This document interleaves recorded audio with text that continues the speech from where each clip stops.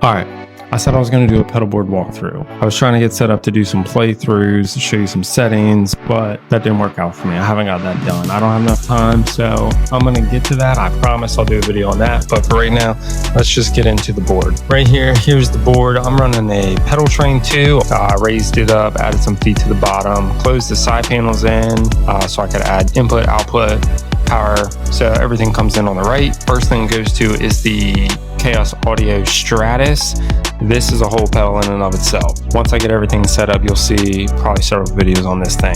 I run the compressor out of this right now. Then I go volume pedal, Dunlop mini volume, tuner out to the TC Electronic Polytune. First thing out of the volume pedal in the chain is the Earthquaker device plumes.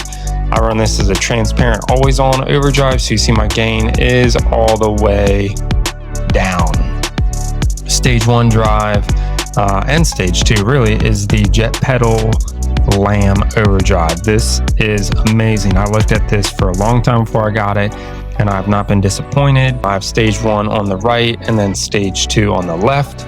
Just to give a little bit more. Presets, MIDI controllable, all of that. The next overdrive is the Westminster Effects Christ is King. This pedal has blown me away. It is small, it is versatile, sparkly cleans, but it's got some drive to it. I love this pedal.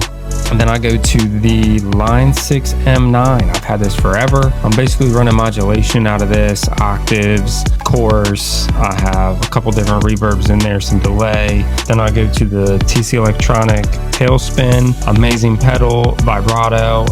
These things are super affordable. They're $35. If you can find them in stock, you should pick one up. Then I go to the MXR Micro Amp. I use this as just a boost for lead lines. Then we get into the Wet Effects. Strumming Big Sky for all my reverbs. I picked this up from another worship player.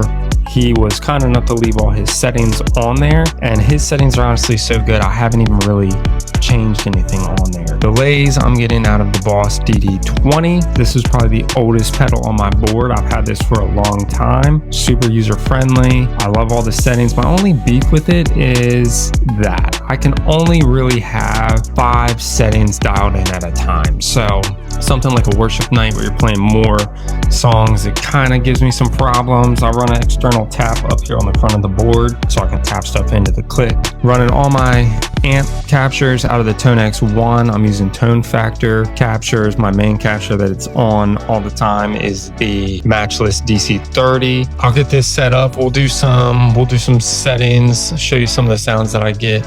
I stack everything, so stay tuned for more. Thanks, guys.